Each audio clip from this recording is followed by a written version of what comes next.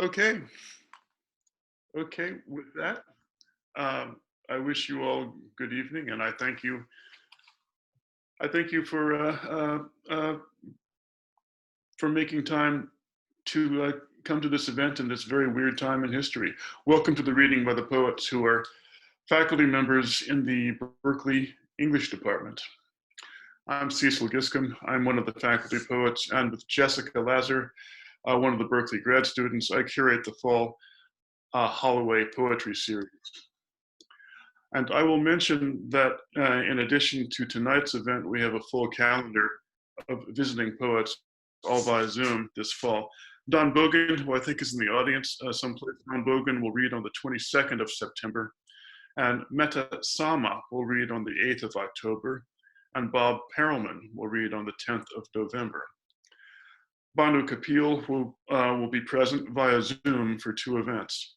She'll give a poetry reading on the 20th of October, that's a Tuesday, and on the day before that, Monday the 19th, she'll give a talk for the Mixed Blood Project. Mixed Blood is a series within the Holloway poetry series. A poet invited to participate in the Mixed Blood series gives a reading of his or her work and gives a talk on the intersections of the languages of poetry and the languages of race. Banu Kapil is living in England right now, so both of her Zoom events, the talk and the reading, will take place at noon Pacific Standard Time. All other events will happen at the usual 6:30 time. Again, Pacific Standard Time. Tonight's readings, tonight's readers are Eric Falsey, myself, Lynn Haginian, Jeffrey G. O'Brien, and John Choptaw. And we're joined this evening from Los Angeles by Jan Hoffer, who will be in residence, whatever that might mean, in the spring of this school year as the Holloway Lecturer in Poetry and Poetics. We're going to read in alphabetical order by last name, but Jen, as the Holloway poet, will read last. Please allow me to say a couple of words about each of us by way of introduction, and then tonight's reading will commence. Eric Falsey is our first reader. His first book of poetry, Late Among the Edgelands, was published by Toowoomba Press in 2019. He's got a new book called The Value of Poetry, appearing later this year from Cambridge University Press. I'm Cecil Giscombe. My recent books include Prairie Style, Ohio Railroads, and Border Towns. Similarly, selected poetry and new work will finally appear from my publisher Dalkey Archive in 2021. It's not new work anymore, it's been done for a while.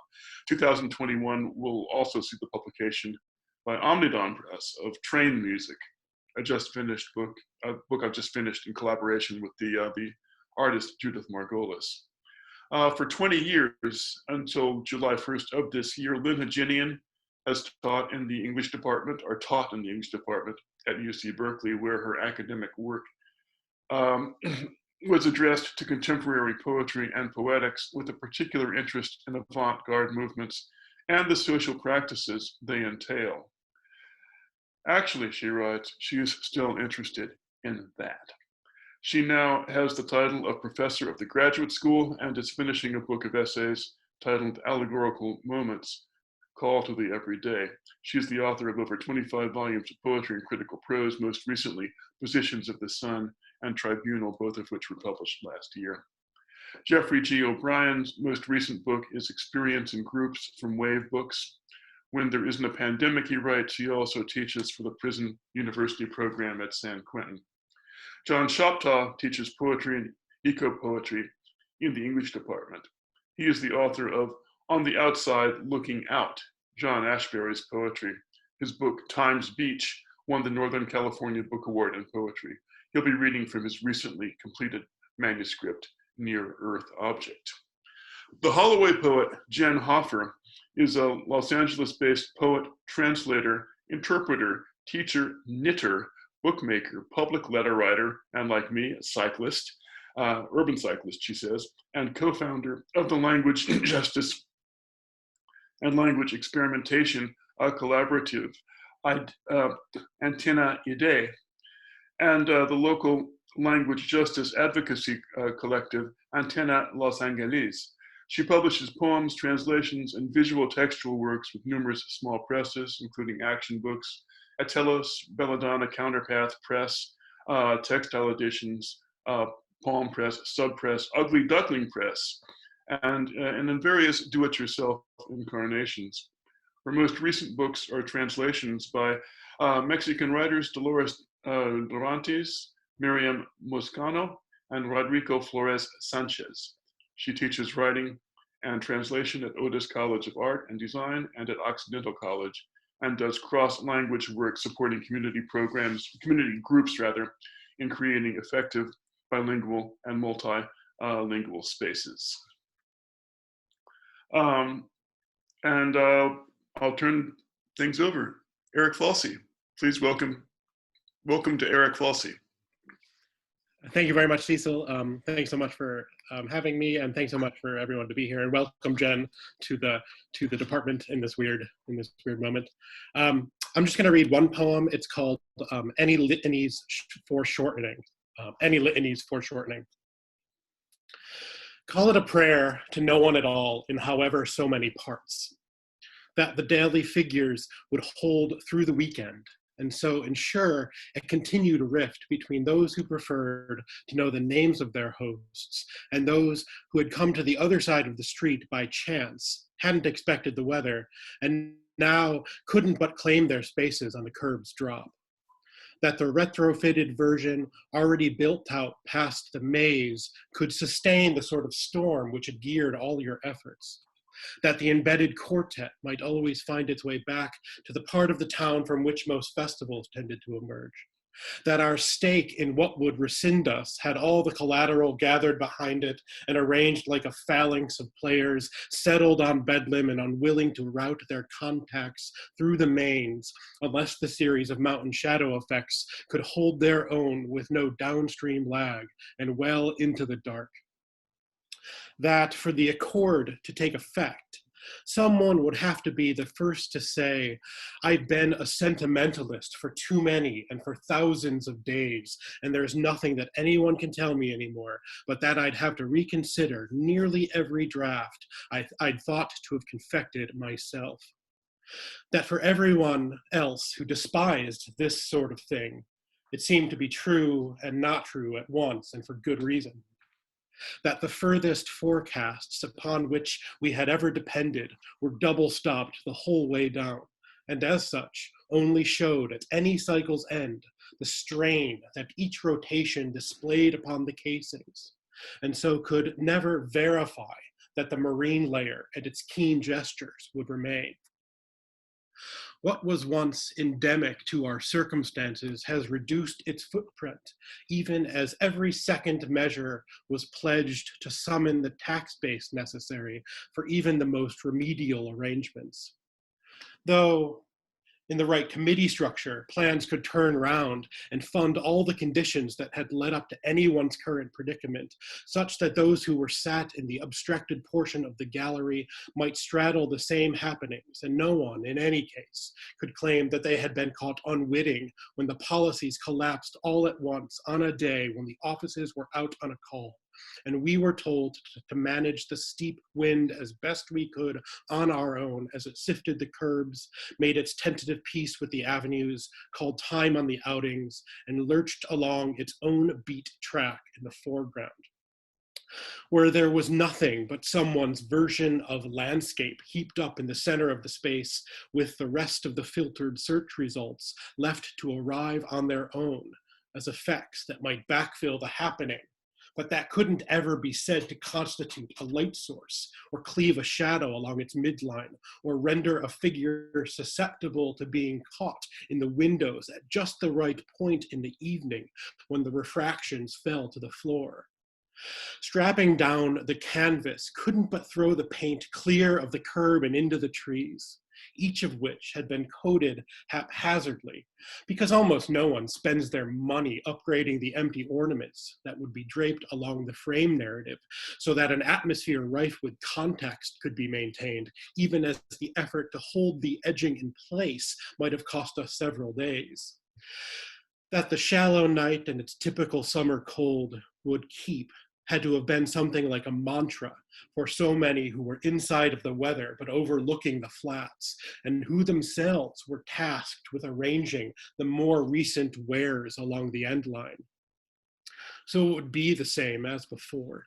Someone would have to regrind the tiles according to the floor's most recent logic, and then settle everyone else's entry fees, because the follow-up would occur no matter how many agendas had already been torqued or disregarded in order to meet the deadline set by those who had agreed so long ago to maintain an interest in the venture beyond the point at which they could have so flagrantly sunk all of their gains and left by the side door, along with everyone else who hadn't already been entailed to the unit and who had just to keep saying words softly at themselves along the strand, while each ship caught another's place in the dry dock that gave on to the mucked concrete shore, where nothing exculpatory remained in the ledgers, even with the whole ragged team rewriting the tables in the usual frantic way near the very end of the quarter. No one who had been part of the plans had been able to access the journal or see their way to clear footing in the new org chart, which was, or so I hear, made up of almost nothing but divots, rambles, jug handles, sorting mechanisms, satellite venues, warped reprises, dotted lines, a scatter of follies, alternate stacks, nodes and their decoys, protocols shot through prophecies, and such granular paths for advancement that one need touch nothing the entire visit. The unarticulated privileges were weighted precisely against the full spectrum of the unsaid. That the architects had stopped consulting on even the foundation was taken as proof that there would likely always be a live seam or a gone forest that escaped someone's oversight and went rife despite the institution's best efforts to recalibrate after the quick succession of incidents, the last of which not even the old hand out past the dock could explain away. That you still had to talk your way through the endeavor made it all the stranger, even if it were only you who couldn't see it and who wouldn't know. At this point, simply marking the fog, curating the bay, would please no one. Thank you.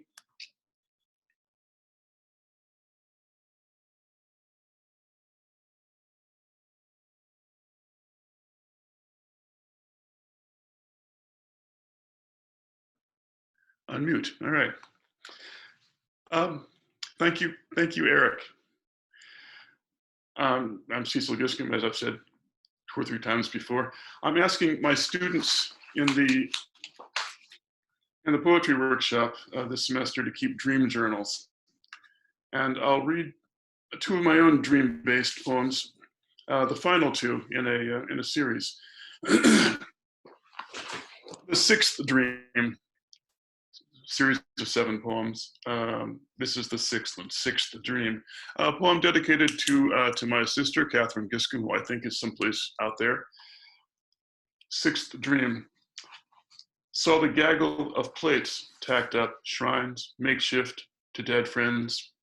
White boys from every place, those on fencing that lined the road to the ferry, but I stayed with it instead of slowing to acknowledge the names.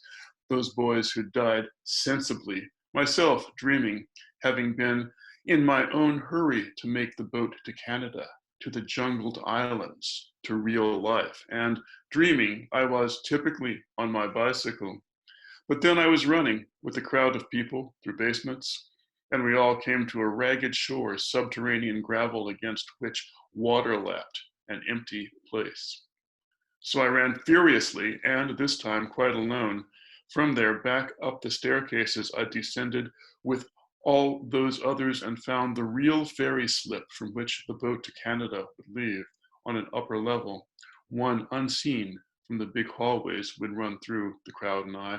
And the departure horn was blaring, and another Negro was there, cranking down the grill gate. So I dropped and rolled under it, and he said, "It's okay." And then, as the grill touched pavement, he said, "You're in." But I'd come down from the mountainside itself, and I had maintained the steady pace all my own as I'd roamed the highways, differing with women and men with whom I had met in my transit, even as we'd share meals or beds. I was myself inescapable, I thought, even dreaming, but understood myself, big as I still was, to be so unnamed that nothing, no bridge or green sward, could be immemorial to me ever. I was like money in the bank, though, liquid and solid at once, and the only rate could be the rate of exchange. At the slip, I said, "We have to wait for my sister." Seventh dream. Tarzan's family was beautiful in the dream, bright and rambunctious, a sexual disaster for the jungle. But wolves came back. The dreams recur like days of a hot week.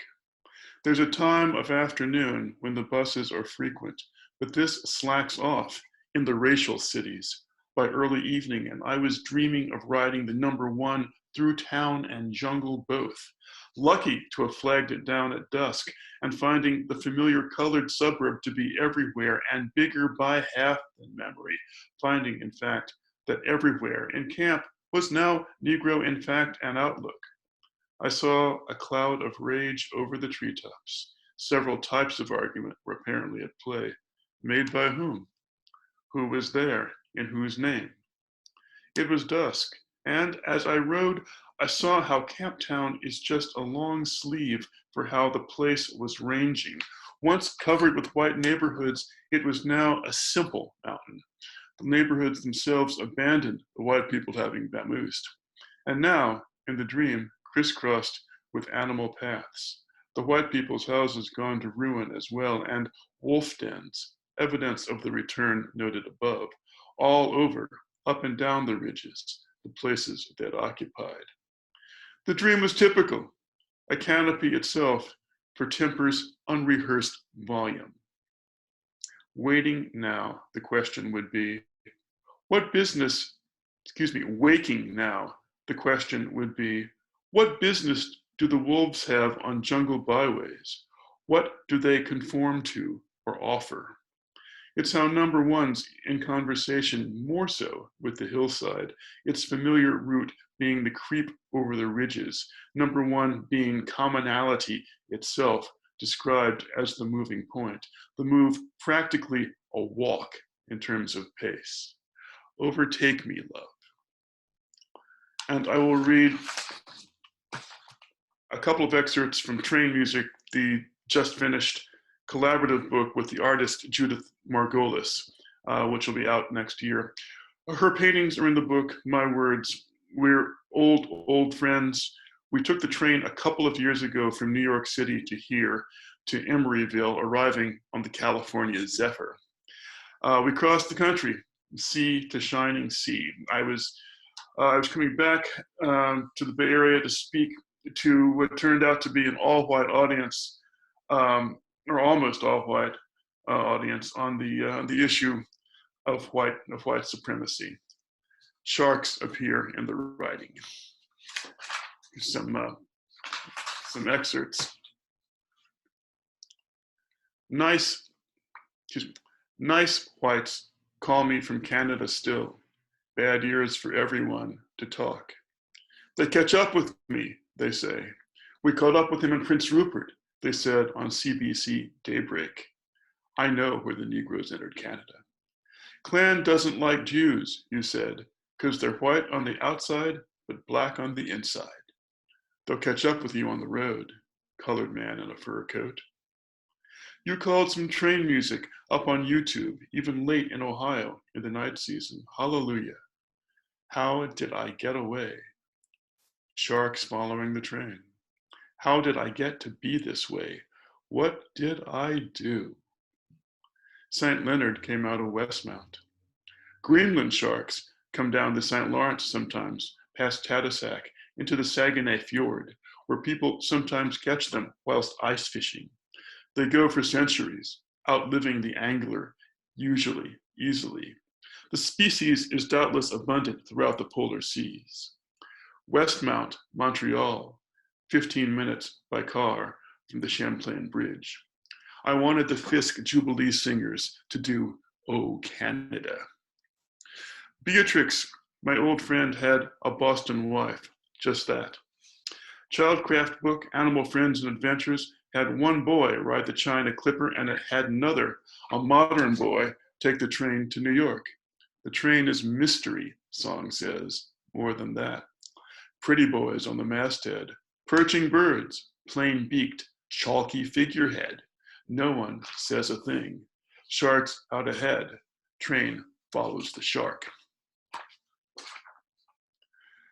I'd gone back to England and lived there for a while, went to Canada, lived there again and again. Smoke stop in Sacramento, half empty by that afternoon. Then alongside Sassoon Marsh, way past the wreck bait of the song. You never heard a girl sing it, Ella Fitzgerald said, meeting before, because of how she'd sung it and swung it beyond the marsh. She and her fellas, spending like sailors, and then the old drawbridge at Martinez. Came to that, crossed it. The shark is just the example. Saltwater and freshwater meet. Hail, fellows, shake hands under the round table. But how the Zephyr rocked along Carquinez Strait, the tracks parallel the water curve where it does. Over in Africa, they call it the Zambezi shark, shark up in that river. Over here, meaning this time, way out in harborless Canada, it's the Greenland shark. That's who runs those seminars way down under that ice. Unconsumable, maybe alive 1,000 years down there.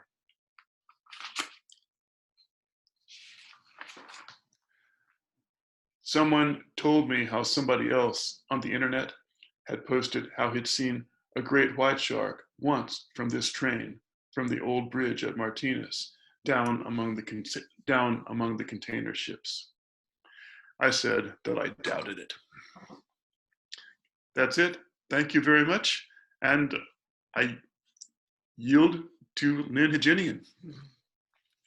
Thank you, Cecil. Can everybody hear me? Yeah, okay, good.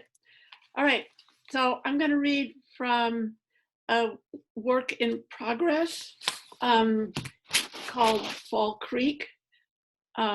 So here goes. I don't know what to say about it beyond what, yeah. Long hawk the protest procession catches the wind, made memories macadam for a chant, a song, an antic to a facade under the claws of the bird prong without concession, ringing pansyllabic hieroglyph from sky, or is that time it's in or out of sync, if sync there is or was or could be, long on thee or an horizon, sun up and down, dark on and on, as life continues ending with urgency, a predatory subjectivity feels, drawn between banks from higher grounds down, like an infant sliding from a gravid mom.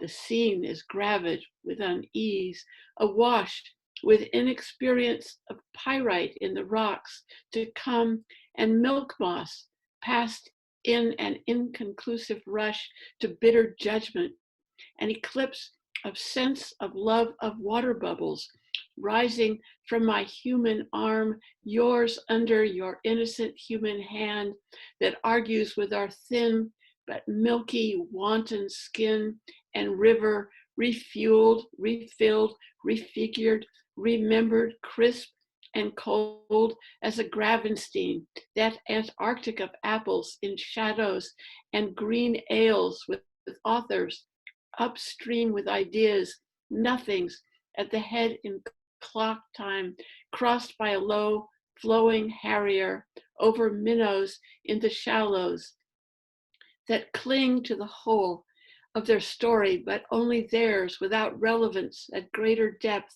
to sand or sediment from other histories, unused or long dead, and rippling with laughter as malcontents with power at the city gates never would. Hawk paws the folds by buoyant names to night ramblers, drinkers, truckers, divers, bikers in a docudrama of downstream Occupy and street life gigglers, feminists with cricket bats and theologians near sea passion cycles, harrowing hounds, binding wolf and cheetah on the prowl, changing with the channel, while rising panegyric flows unflushed, and such is active life, subject to its subjects, holding forth and holding back up creek, silt shed, air furrowed, where ripples creep like debt, whose cause quack pandemic over bobbing profiles, with which the river toys in a game of faces with computers in the bunker, while fingers with turmeric tinged nails stir the pot with its rocking broth of moss and murk awash in gnashing subjectivity, as bread is bound to head of harsh horse at summer's end, an ear of flung corn from peat bog river glow, with the pundits for bean counters curled at court, purring on lap edge pebbles, like an unknown caller in the machine, whose minnows as bright as sodden leaves and dark as falcon under the hood, unfurling the name of the horse fantasy in the middle of insomniac nights of writing, distance, and event at so slow a pace occurring that no change can show. Belly empires splash up Schitt's Creek to a fetid forward coastal cut down landlubber generations, rolling redwood barrels into crepuscular conflict with the very word owl in the inebriating dusk, evoking muscular industrial images of corpulent power to be cut by the vivid creek and dreams as they smash aluminum cans underfoot and splash away reality, superseded by stuff appearing to be swept away, and full-handed spiders, never not wakeful, perpetually in tempo, remembering like engine minders and sky sealers and spoon spinners and aprons and cloud spitters and kenners of spilled sounds and beauty bonds lathered and laced to nonsense that flows the given subjectivity, given subject of owls hooting the truth, though there is none, to see past the unstill granite of creek banks by jarring high-risen rocks, unstill in their continual forming, the creek in its perpetual shudder, calling in debt to fawn, distributing time knee-deep in the hole, with particular toes gone cold, boldly drawn by soft pencil on suppliant skin, down Moss Alley, Mountain Boulevard, Silt Strip, side stream its own excellence, cooperative in competition, flickering traffic through the chest of the creek to the indexical bedlam sodden male banned from the count to 10 and power, for example, to make a pigeon snatch, and another in vain, and without end en route, merrily, involuntarily, to Flotsam's disappearing arrival, and objects made self, shivering midstream in rapids, self-generating riddle fall, and raptor rise over a Peloponnesian cat immortal dryad, dangling fronds and drawing limestone chalk and charcoal sticks hidden under feathered light on broken water under the arriving disappearance of drinking shadow horses as scrub jays flash through a ray upon upstream silver mains of racing fillies, and children at play like corks dipped in the spray of open hydrants jetting as a forest fire flares by day, and at night the creek rises by the burnished hawk-brown Cadillac, rushing wrapped and under fins, circling a block of high-rising rock down to dirt again, and underworld silt, fool's gold, and sand, indifferent to the morning bee gathering time. Thanks, everybody.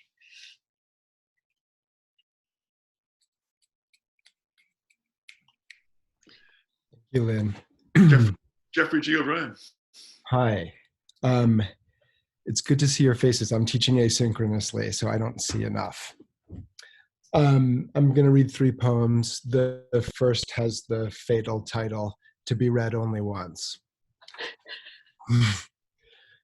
The roadside ditches are filling with fog. A mist taxes the tops of the pines, making them only some trees. Description fails exactly where it succeeds. All the same, I'm tempted to say the houses, the spaces between them, are attended by a vapor or spume that subtracts what it covers.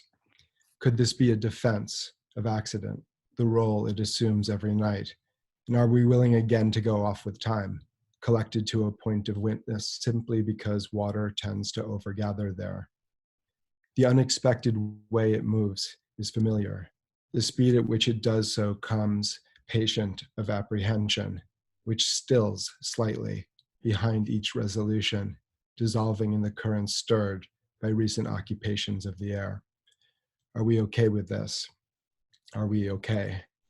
Would you like the window closed, a lamp shone across the opacity, though it will only increase the whiteness of that alphabet?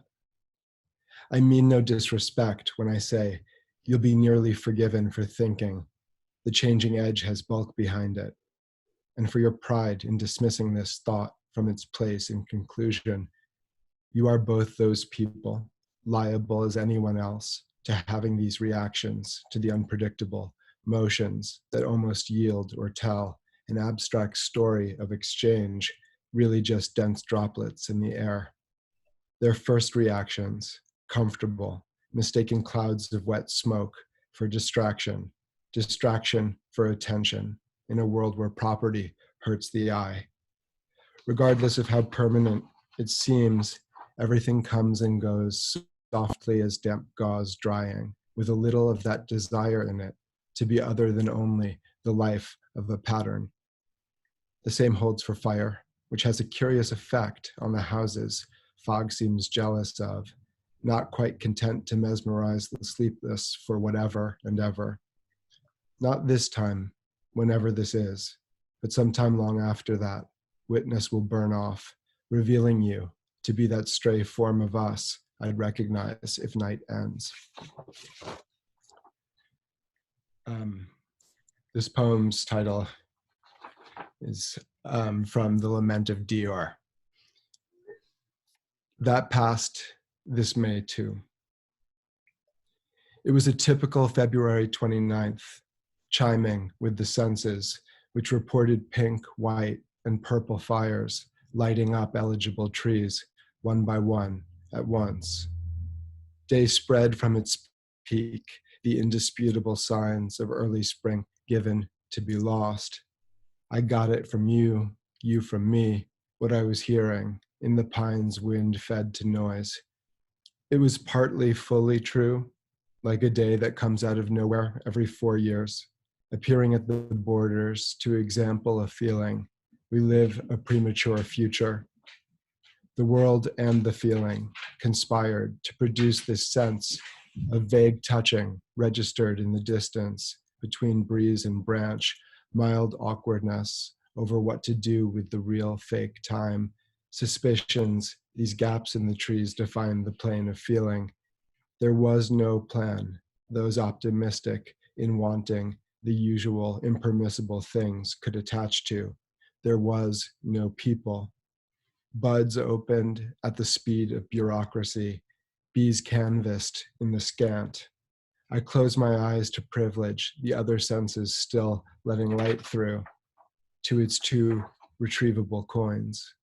This was about all I could do, turning, eyes still closed and only barely mine, to refresh all the new. And long, short, long. Sunlight is to skin as work to happiness.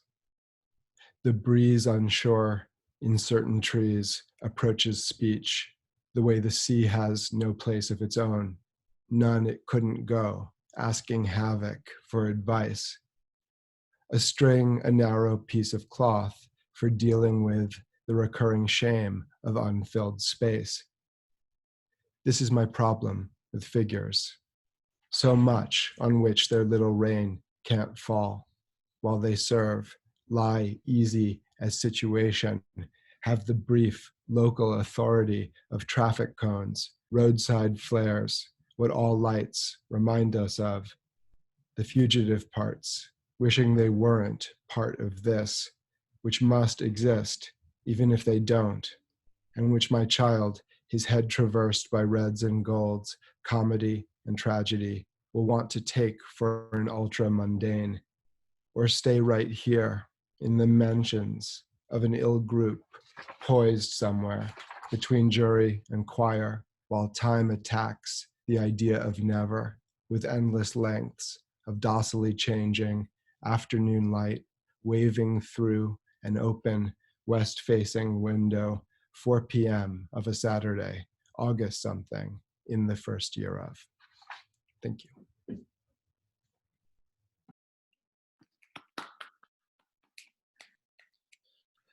Okay. John Choptaw. Hello, I've found my voice, and thank you, Cecil and Jessica, for organizing this and bringing us all here and answering questions and etc. from me. Thank you. I've got 3 poems to read. The first is called One Fall Equinox. Got up too quick. Earth spun around me, as if to set my circadian clock back an hour. My balance lost me, and I toppled back into the blue wicker rocker on the brown lawn where Earth was waiting.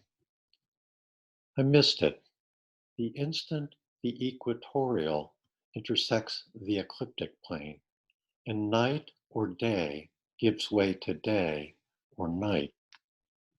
The Mexican weeping bamboo is flowering everywhere at once, and September's dwindling crickets are stridulating too stridently. Count to 15 and they'll chirp you the temperature. 88 in the dark, which I take to mean you will find you drove past the tipping point sometime back. You must have missed it in the strobe-lit red fir sundown of Donner Pass. No point then in easing your foot off the pedal. From then on, any way you turn leads only to another stopgap. But I won't be going there just yet. I need to tell somebody about the turkling.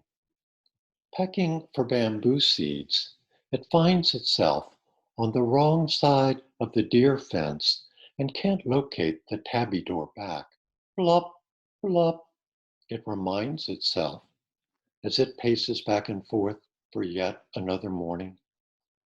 But it isn't panicking. I'm here to tell you, it's coping.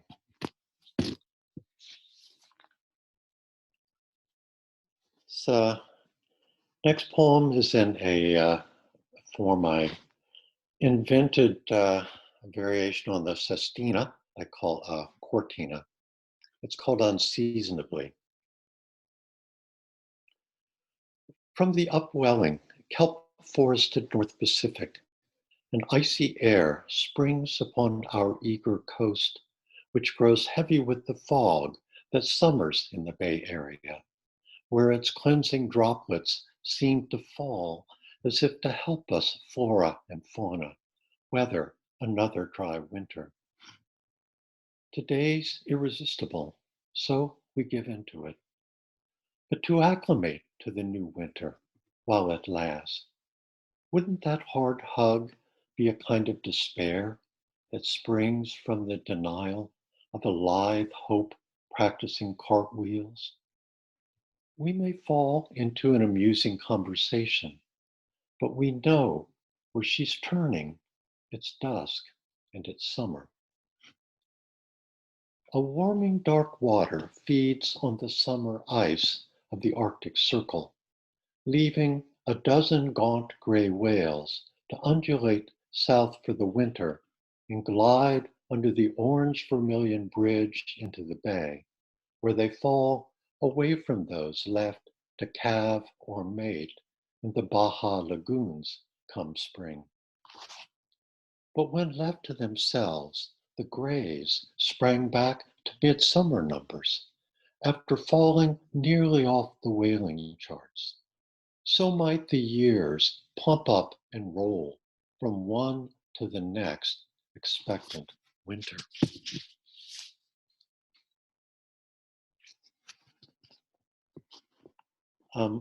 This last poem was prompted by a story I read about research done over the bird populations in North America over the last half century. And the finding was that all birds of all species are in steep decline over this period, approaching 3 billion. So I wrote this poem for the birds, for the abundant, along with the rare birds at my feeder of late, for all kinds of birds I've lived with here, are turning rarer, for the chestnut-backed chickadee who carries her sunflower chip to the buckthorn to dine on between her toes, for the chickadees once came to my feeder in bunches, for the big round plain brown pair of California towhees who eat in parallel on the bird crumb table. For though they crumb it clean without a glance or a cheep, I believe this remote old couple is as entwined as any two polarized photons. For the fearsome indigo Stellar's jays, black-hooded and crested, Tapper and Sly, as I call them. For Tapper taps twice on an ogre overhanging plum branch at 2 clucks from my tongue, so I'll know her. For Sly hangs back and shrieks me over and only shows himself after I place on the table their morning quincunx of unsalted peanuts. For he knows Tapper will quack to announce them and then squawk indignantly when he slyly swoops in for the vast majority. For the dark-eyed juncos, the wide-eyed titmice, the narrow-eyed, red-breasted nuthatches, who feed right side up as they see it, the other birds upside down. For Audubon's, yellow-rumped, Wilson's, and Townsend's warblers, nobody's birds, who feed, drink, and breed as they can. For the song sparrow's song, and the sparrow who exults in singing it. For a song, how long will that phrase mean what it means? For them all, I refill the feeder, even this morning when all blown down things crack underfoot, and the Diablo wind seems to growl diabolically and scrape from all corners at once against a sky the color of flint. For the lesser goldfinches, symbolically fierce, who part their beak at any other kind who would peck a chip in their presence. For the pine siskins, their symbolic match, who used to expose their underwings back at them with its dreadful yellow stripe. For 2 years running, no siskins at the feeder. For the brown-crowned, as yet unkindled sparrows, wintering from Oregon or the Farallon Islands, I sing my 2-note welcome, hello, pointless, for they won't learn it with my face masked against wild smoke migrating from the north. For the species too little or big or otherwise unsuited for the feeder. For Anna's hummingbirds, who love to suck on our pineapple sage.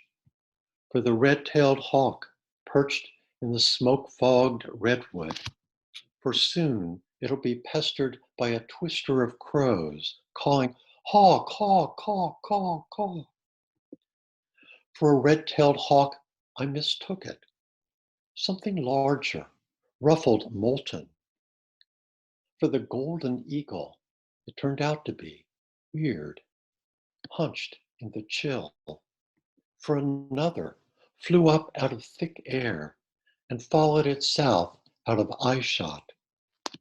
For those two, not migrants, evacuees clutching their emotional baggage. For the birds, then, what have I to offer? For what kind of refuge is my catalog? For I can't reckon how to make good their losses. For I meant not to make a life list. I meant for others to partake in my pleasure. For it pleases me to look after the birds. Thank you. Please welcome Jen Hoffer. Hi, I'm so happy to be here. I feel very blessed to be in such excellent company. And thank you all for the warm, if slightly distant, welcome. I'm going to start by showing you this little chapbook, which is called Conditioning on one side and Conditions on the other, which was collaboratively written with the beautiful poet T.C. Tolbert, the Poet Laureate of Tucson, Arizona. This was written a number of years ago. We did a reading together and had a chapbook published by New Lights Press. And two of the poems that I wrote for our collaborative chapbook project really became sort of stuck, their rhythms stuck in me. And so now I'm writing a book called Conditions that sort of stems from the two poems I'm about to share with you. And then I'll share some more recent versions of these conditions. And I'm going to share my screen.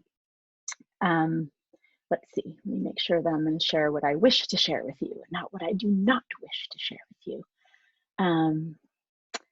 Let's see. Okay, so here's what's going to happen when I share my screen. I won't be able to see any of you. So what I want is for someone to be willing to unmute themselves and tell me that you can both see an image and hear my voice. Okay, because I want to make sure that it's not going totally awry. Or only going awry in the poetic ways I wish it to go awry. Okay, now you get the meta moment of seeing yourselves. And now I want this to go away if possible, but I don't think it is going to go away.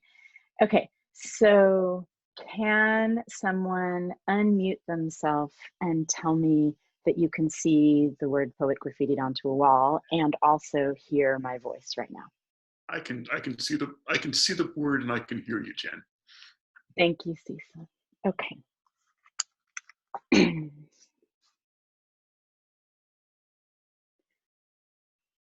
Conditions. What we said, we did not say. What we refused to hear, we could not prevent.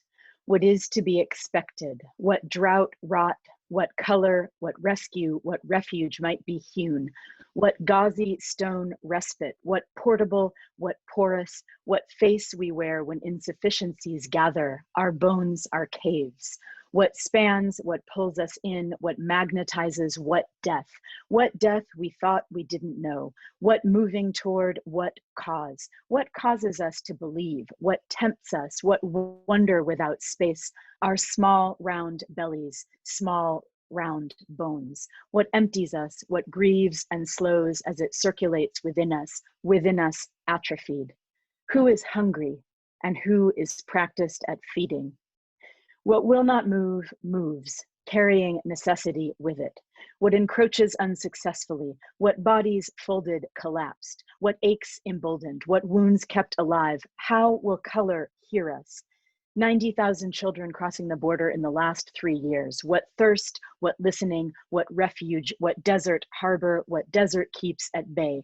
What keens, what dims, what signals we cannot read, what enforcement, what filament, what unmoved substrata, what bleeds unregulated despite the body, what will not bend, will not sleep, will not touch lightly with fingertip or tongue tip, what we carry in a pocket, radiating, thudding, what we lose in neglect, what we lose in death, what accidents build while we look the other way. Conditioning. I'm sitting in a metal box, hurtling through the air, or I'm sitting in a wooden box bolted to a concrete shape set into the earth. The air is pale blue. Dear data, sometimes we mistake numbness for well-being. My neighbor Esperanza, who is 6, tells me each day about the sightings she's had of my cats while I'm not home.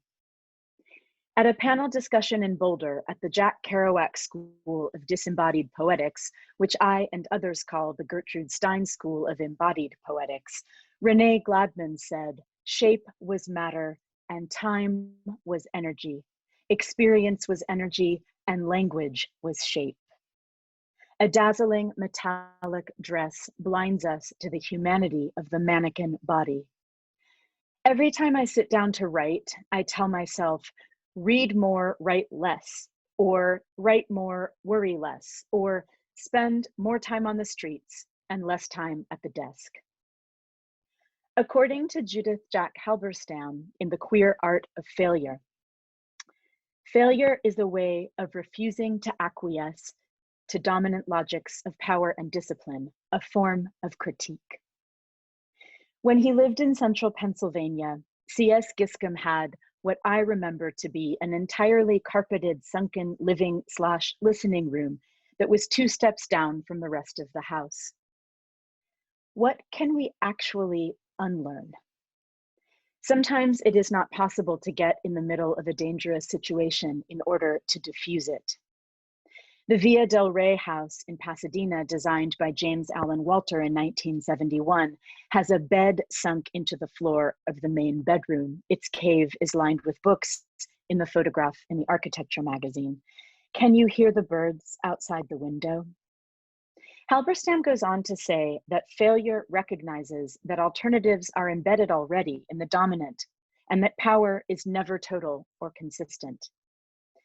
Exact numbers are difficult to ascertain, but the US government spends approximately 6 times more on the military than on education, just for example. Dear data, none of them are protected. Is it possible to fill what is porous?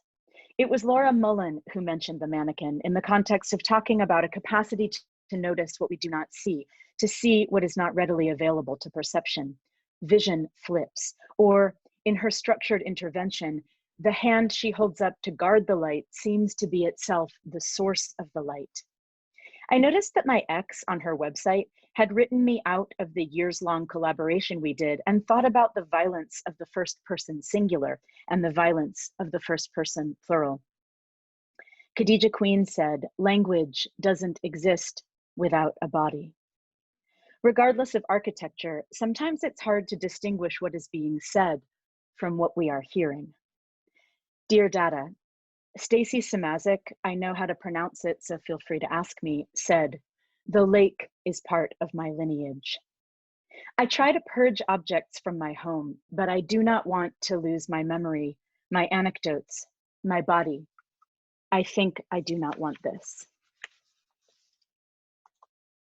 Conditions.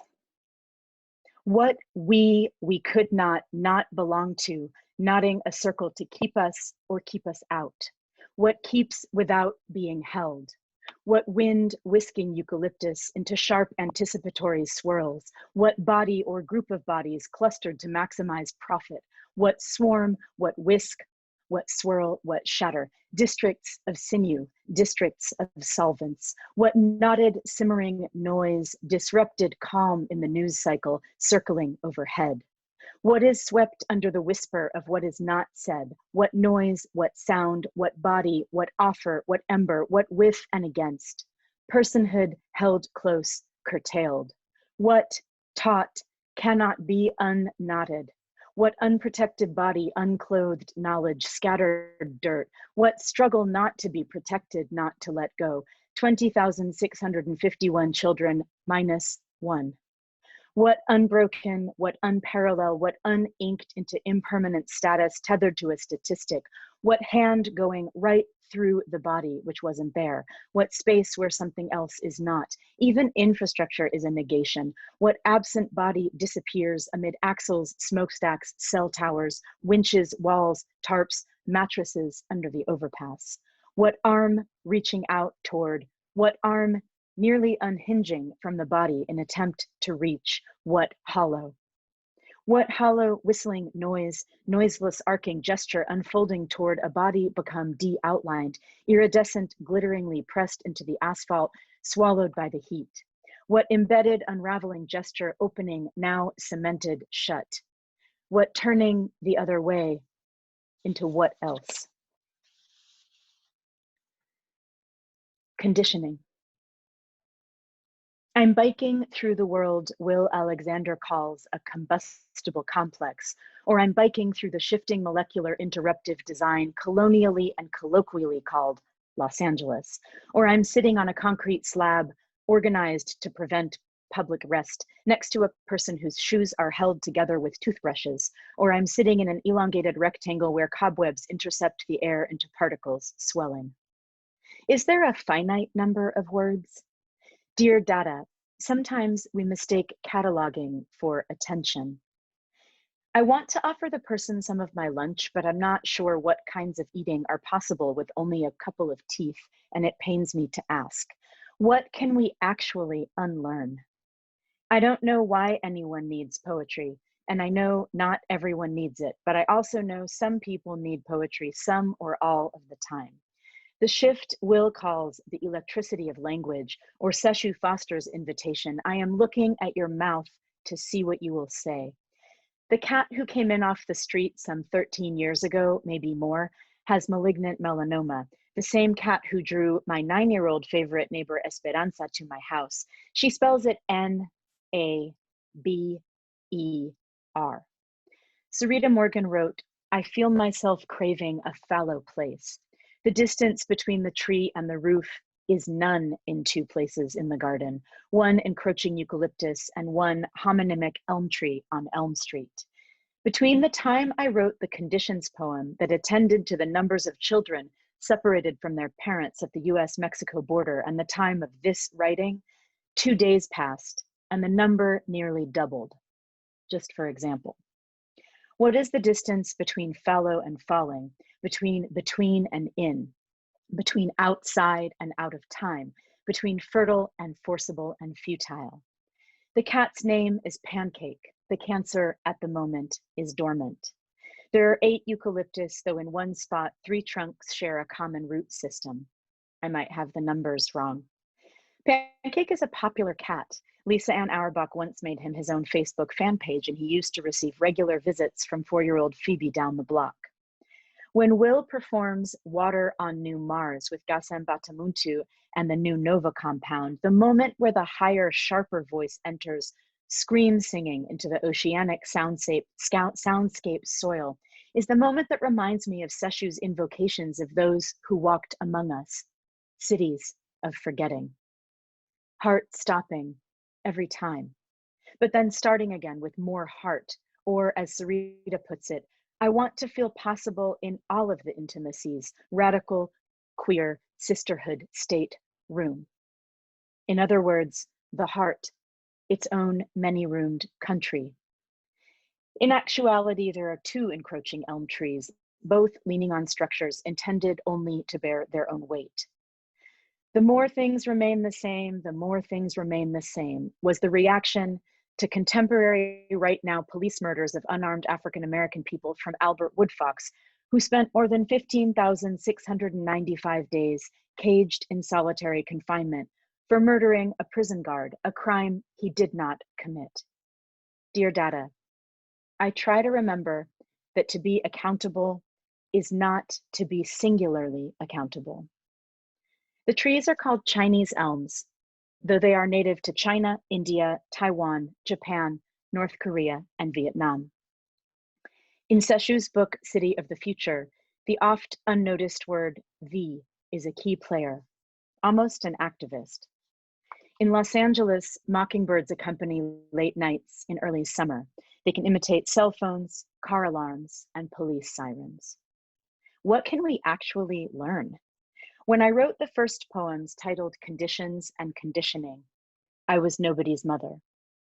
The Chinese elm is also called lacebark elm for the weft of its skin, which occasionally sloughs in a pattern that could be mistaken for continents. But there is no map, or if there is, it is only in imagination. So I have one more short poem to share, but I'm gonna stop sharing my screen. I didn't account for how much more alienating that would be to not even be able to see your little digital faces. So I'm gonna read you one more poem. Conditions. What unison unsung used body sprung? What springing body recoiling from its pending value? What tuneless incremental measurement against detonation taken back from a historical fact pending? What consideration, contamination, enumeration? What history skeletal becomes hollow, unmarrowed bones of 733,000 awaiting judgment? What corrodes by being ignored? More than 50,000 exposed to murderous protection on the far side of demarcation, built out of what? Who is trained to take and whose tally is taken to task? What supine ledger eminently devoured? What shroud, what tattered exhalation, what slender gray feather under the overpass, or porcelain or silhouette plucked away? What shredded silhouettes behind shadows, behind shadowy, wheeling, crashing chemistry, cultivating exception or exactitude? 26,568 granted entry into a system stacked against what corridored benefits behind doors? Behind doors, blanketing invisible flocked metallic sky, poisonous, airless, laborious, oxygenated breathing.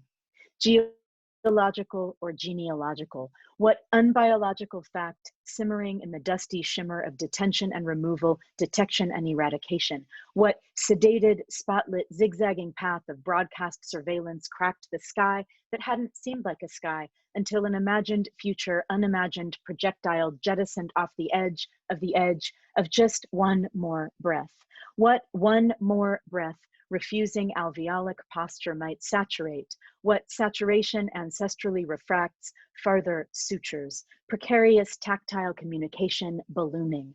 What ballooning learning by rote or by river caged our refusal to submit? Thank you.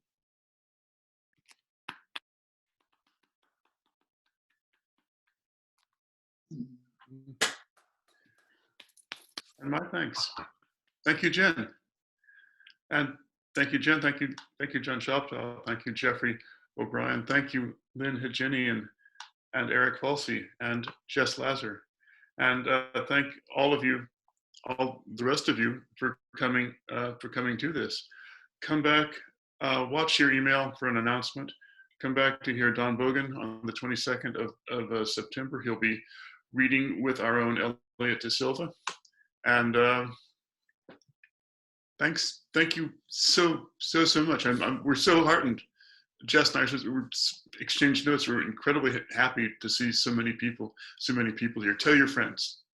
And also, thank you, Cecil. And if everyone wants to unmute and give a big round of applause to all the amazing, beautiful poets I got to read with, I think that would be super cool if Jess can make us able to unmute. I'm not sure that's possible.